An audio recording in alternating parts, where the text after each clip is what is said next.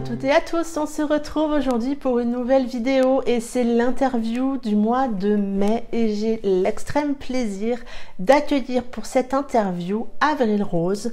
Avril Rose qui est une auteure que j'ai découvert il y a quelques temps déjà, avec qui j'ai beaucoup accroché, dont j'ai eu la chance d'être bêta sur un roman.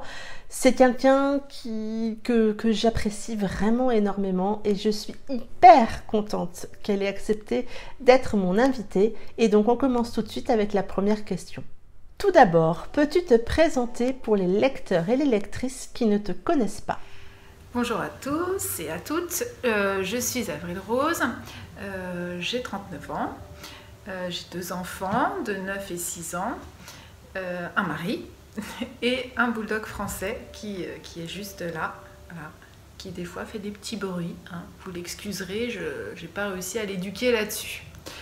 Nous vivons à Nice depuis presque 1 an. Bon, on va devoir déménager pour des raisons professionnelles. Voilà, et je suis mon mari en fait. Moi du côté professionnel, je suis fiscaliste depuis que je suis entrée dans la vie active. J'ai fait des études de droit. J'ai arrêté mon activité en décembre pour me lancer dans une activité indépendante. Voilà, maintenant je suis rédactrice professionnelle en fiscalité et j'anime des formations là aussi en fiscalité et ça me convient très bien puisque je gère un peu mon emploi du temps comme je le souhaite et ça facilite le quotidien quand même, il faut bien l'avouer. Côté écriture, j'ai commencé à écrire en 2015.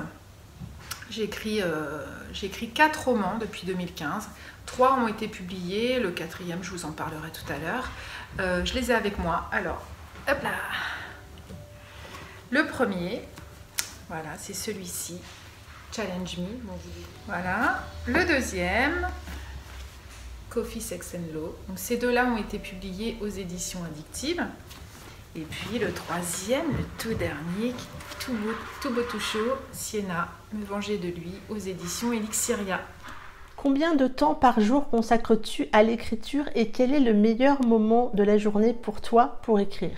Bon, alors soyons clairs, depuis que je me suis lancée en indépendante en janvier, je n'ai pas écrit. J'avais un projet sur un conte de Noël que j'ai terminé, que j'ai envoyé à différentes maisons d'édition. Et puis j'ai aussi envoyé à des maisons d'édition mon 4e manuscrit. Voilà, donc pour l'instant j'ai plein d'envie, mais voilà, c'est ce qui est compliqué, c'est que je n'ai pas encore choisi ce que j'allais commencer, mais ça va venir. Et puis bon, là le confinement, clairement avec les enfants à la maison, je sais même pas. Donc sinon, combien de temps avant cela, hein, quand j'étais salariée à temps plein, quand j'écrivais, c'était surtout le soir, une fois que les enfants étaient couchés, et puis le week-end. Moi, ma particularité, c'est que je suis un diesel. Hein, il faut, quand je me mets à écrire, je relis ce que j'ai fait la veille, je corrige, je complète. Et puis là, ça y est, je commence à imaginer le chapitre suivant. J'écris, je reprends. Donc bon, quand j'écris, il faut que j'ai plusieurs heures devant moi, hein, parce que voilà, c'est le temps qu'il me faut pour faire quelques pages. Je suis assez lente dans mon écriture. C'est pas moi qui ferai un roman en 1 semaine, ça c'est sûr. Voilà, il me faut quelques mois, mais bon, c'est pas grave. Quel est le meilleur moment dans l'écriture? Est-ce que c'est au moment où tu imagines les personnages, au moment où tu l'écris ou au moment où tu la termines? Il y a 2 moments que j'adore dans l'écriture. Je n'ai pas pu en choisir. Hein. Le premier, c'est quand l'histoire prend forme dans mon imagination. En plus, ça a un côté rassurant parce que ça veut dire que ça y est, la machine est relancée. Donc, on se fait plein de scénarios. Souvent, je me les fais le soir au moment de m'endormir. J'adore ça. Et puis l'autre moment, c'est quand je mets le mot fin au manuscrit. Alors, non pas que je prenne pas de plaisir entre temps, heureusement, mais c'est vraiment le moment que je préfère, hein, c'est celui où j'en termine en fait, parce que Mais ça, je pense que c'est parce que je suis d'un tempérament déjà comme ça à la base. J'aime terminer les choses. Je suis quelqu'un qui a besoin d'un résultat en fait. Donc voilà, je suis contente quand je mets le point final à une histoire. Voilà. Dans tous les romans que tu as écrits, quel est ton préféré et pourquoi? Sans hésiter, celui que je préfère parmi mes 3 romans, c'est Siena. Pourquoi? Parce que pour la première fois, je suis allée dans des univers dont j'ignorais tout. Donc ici, dans Siena, il y a 2 univers. L'univers des violences conjugales et l'univers du milieu carcéral. Je n'y connaissais rien. J'ai questionné mon entourage et j'ai pu être mise en relation avec une conseillère pénitentiaire d'insertion et de probation d'une maison d'arrêt. Et puis je connaissais à titre personnel une assistante sociale d'une association d'aide aux victimes. Alors, victimes pas que de violences conjugales, victimes au sens large, mais enfin, son quotidien, clairement, c'était beaucoup de violences conjugales. Donc je me suis beaucoup documentée en rencontrant ces professionnels notamment. L'écriture de Siena, ça a été très compliqué parce que j'étais comme essoufflée à la fin de certaines scènes. La plupart des scènes de violence qui sont dans ce roman, ce sont des faits réels en fait. Certaines peuvent paraître hallucinantes, mais voilà. Pour le coup, rien n'est inventé. Par contre, évidemment, tout ça pour vous dire que l'écriture, ça a été assez éprouvant. J'ai eu du mal à me remettre à écrire après ça d'ailleurs. Donc Siena, j'y suis très attachée et ça a vraiment, il aura toujours une place particulière dans mon parcours d'écrivain pour cette raison-là en fait. Voilà. C'est mon chouchou. Par contre, ce qui est important pour moi, je profite de cette vidéo pour vous dire que ce n'est pas que un récit de violence. C'est pas la liste de tout ce que Siena a subi. C'est intégré dans une histoire, vous vous en doutez. Et puis c'est surtout l'histoire d'une rencontre entre Siena, qui est une femme meurtrie, qui ne pense qu'à se venger, à ce que justice soit faite, à ce que tout le monde voit l'image de son bourreau comme il est vraiment en fait. Et Hélios, qui est son visiteur de prison, qui a lui aussi un passé trouble. Elle ne sait pas trop si elle peut lui faire confiance. En même temps, déjà à la base, c'est un homme, donc ça va être compliqué pour elle de lui faire confiance. Donc voilà, c'est vraiment l'histoire de cette rencontre qui va être vraiment une belle histoire en fait. Je pense, je trouve en plus pour Siena que c'est ma plus belle histoire d'amour. Voilà, enfin je l'adore quoi, vous aurez compris. Où puisses-tu ton inspiration pour tes personnages et tes histoires? De lecture, souvent, de lecture qui m'ont fascinée, qui m'ont bouleversée. Pour Siena, par exemple, je traite de l'emprise psychologique et clairement, ce thème-là m'a été inspiré par le livre qui est au top de ma liste de romans que j'adore et qui est un roman d'Éric Reinhardt, L'amour et les forêts. Voilà, et qui traite de l'emprise et qui est assez dur à lire, mais qui est vraiment une histoire fabuleuse. Et puis cet écrivain, il est juste incroyable. Le personnage de Siena, lui, a été inspiré par un roman d'Angélique Barbera qui s'appelle L'instant précis où les destins s'entremêlent, qui est l'histoire d'une femme victime de violence. C'est une belle histoire d'amour là aussi, c'est une magnifique histoire d'amour. Voilà. C'est ces romans-là, ce genre de romans-là qui m'ont touchée, qui m'ont marquée, voilà, qui m'ont donné envie d'écrire une histoire qui marque en fait. Voilà. Et si vous le lisez, j'espère qu'il vous marquera. Voilà, c'est tout ce que je souhaite.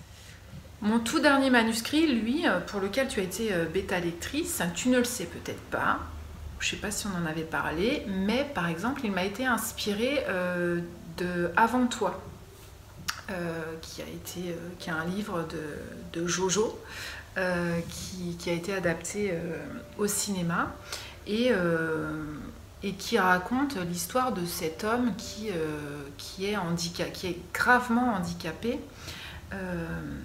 Et j'ai été... alors c'est juste un aspect de l'histoire qui m'a inspiré, hein, parce que finalement, il n'y a pas vraiment de rapport entre mon 4e manuscrit et Avant toi. Mais c'est juste ce côté de comment le handicap est perçu par les autres et par celui qui le vit. Comment accepter qu'on ne retrouvera jamais sa vie d'avant, en fait. Voilà. Et comment on envisage son avenir dans ces conditions. C'est ça qui m'a inspirée pour mon 4e manuscrit. La ressemblance va s'arrêter là. Mais voilà, oui, je m'inspire de mes lectures. As-tu encore le temps de lire? Quel genre de lectrice es-tu? Quel est ton genre de prédilection? Je lis encore. Peu de romances au final. Je lis beaucoup de choses différentes. Donc en ce moment, par exemple, je suis sur du young adulte, donc sur des conseils de ma nièce qui est ado.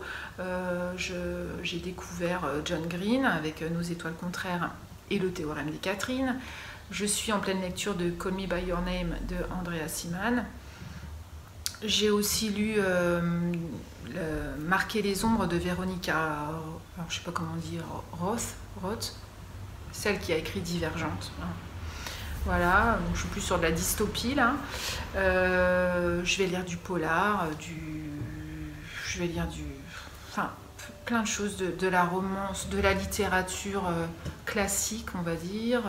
Voilà, le dernier que j'ai adoré aussi, c'est Les jours de ton absence de Rosie Walsh, qui m'a vachement émue. Entendez par là que j'ai versé ma larme, quoi. Voilà, donc plein de choses différentes. Pourquoi je lis beaucoup de Young aujourd'hui et de la dystopie, c'est parce que voilà, ça fait partie de mes envies. J'ai envie d'écrire là-dessus, mais je sais pas trop si je vais aller plus sur l'un, plus sur l'autre, ou plus sur du Rosie Walsh, qui est de la littérature adulte. Voilà, je sais pas. Bon. Donc je lis, je m'imprègne de ce qui marche, de ce qui... Voilà, puis je laisse mon cerveau faire le tri et puis décider ce sur quoi je vais travailler. Peux-tu me décrire ton espace de travail quand tu écris? Je n'écris pas forcément à la même place, j'ai pas d'espace de travail dédié. J'ai un bureau, mais j'écris pas forcément à mon bureau. Donc ça peut être dans la cuisine, sur le canapé... ça peut m'arriver parfois, c'est un peu plus rare, dans mon lit. Quand je voyageais beaucoup, ça pouvait être dans le train. Voilà, Quand tu écris, écoutes-tu de la musique et si oui, laquelle? Alors quand j'écris, par contre, je dois être dans le calme absolu. Donc pas de musique, pas de télé, rien. Il faut savoir que je suis, je pense, l'unique femme de cette planète à ne pas savoir faire deux choses à la fois. Donc c'est pour ça que j'ai besoin de calme, parce que si j'écoute de la musique, ben, je vais être... je vais me mettre à danser. Et j'écrirai plus. Donc non, je suis dans le calme absolu. Quelles sont tes prochaines sorties? As-tu un projet en cours? Est-ce que tu peux nous en dire un petit peu plus? Mais ma prochaine sortie, c'est mon 4e manuscrit que tu as lu. Voilà. Alors c'est une romance new adulte qui traite d'un thème qui est la reconstruction. Donc j'ai deux personnages principaux qui ont chacun une reconstruction sur laquelle travailler. Voilà, il y en a une, pour mon héroïne, c'est le deuil. Pour mon héros, on ne sait pas trop au début. Voilà, donc je ne vous le dis pas. Mais elle a aussi un travail de reconstruction à faire. Et je vous ai préparé un petit résumé. Je le prends, hein, parce que sinon j'ai oublié des choses. Donc voilà, je raconte l'histoire de Léonore, une jeune femme qui refuse d'admettre qu'elle va mal. Tous ces excès, en fait, elle les met sur le compte de sa vie étudiante. Mais la vérité, c'est qu'elle n'arrive pas à faire son deuil. En un sens, Harvey, le personnage le héros de ce roman, est en deuil lui aussi, refusant de faire une croix sur son passé et d'envisager de vivre différemment. Ces deux personnages-là sont complètement opposés, que ce soit dans leurs rêves, dans leur tempérament, dans leurs projets. Ils n'auraient jamais dû se rencontrer, sauf qu'ils font partie désormais du même groupe de soutien et qu'ils vont devoir se supporter chaque semaine. Donc entre conflits, règlements de compte, découverte des blessures de l'autre, ils essaieront de se reconstruire, mais est-ce seulement possible lorsqu'on ne pense qu'à retrouver sa vie d'avant? Parce que leur seul point commun, c'est ça. C'est qu'ils ne pensent, ils sont dans le passé, en fait, voilà. Donc ce roman, qu'est-ce que je peux vous dire? J'ai pas de date de sortie, il sortira cette année. Je peux pas vous en dire plus, voilà. As-tu des projets de festival ou de salon prochainement? Alors j'avais des pistes, c'est dommage, hein, pour participer au festival de Nice, juste avant de quitter cette magnifique ville. Mais bon, c'est fin mai, donc je pense que c'est cuit, hein, comme le salon du livre. Mais c'est tout, c'est comme ça. J'espère être présente à Mons. Bon, normalement, Mons, ça devrait aller. Mais en tout cas, je suis prévue pour Mons. Et puis pour le livre Paris l'année prochaine. Voilà. On va maintenant passer au portrait chinois. Si tu étais un animal, tu serais? Si j'étais un animal, je pense que je serais un caméléon parce que je crois que je m'adapte assez facilement à tous les environnements.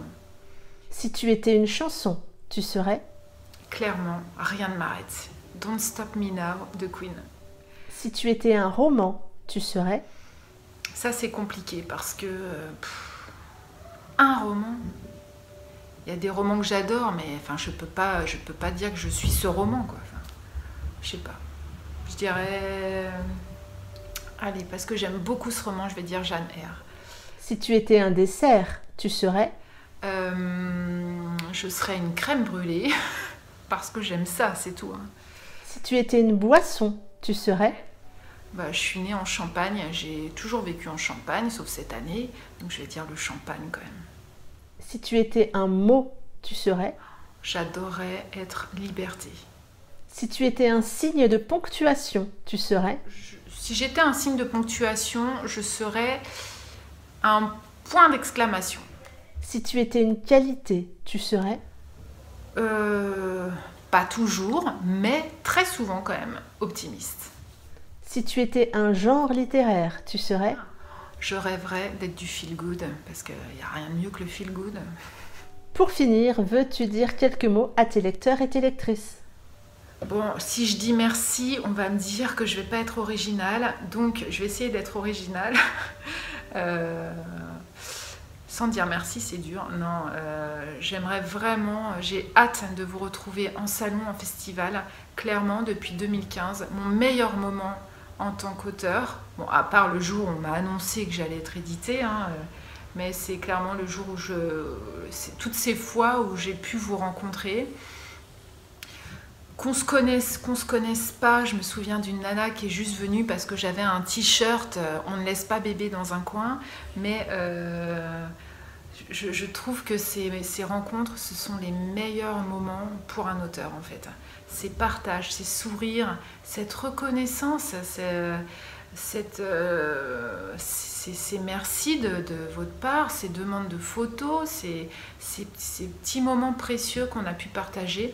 Je peux vous assurer que quand j'envisage de ne pas écrire, de dire « allez, j'arrête », non, je repense à ces moments et rien que pour revivre ça, je me dis que ça vaut vraiment le coup, passer plusieurs mois à galérer parfois sur un roman. Mais quand même, je vous dis merci. Ça en est tout pour cette vidéo. Merci beaucoup Avril d'avoir accepté mon interview et d'avoir pris le temps d'y répondre. Ça a vraiment été un vrai plaisir pour moi. J'espère que cette vidéo vous aura plu, que l'interview d'Avril vous aura permis d'en connaître un petit peu plus autour de cet auteur. En attendant, je vous souhaite un très bon week-end, de belles lectures et je vous dis à très bientôt pour une prochaine vidéo. Bye bye!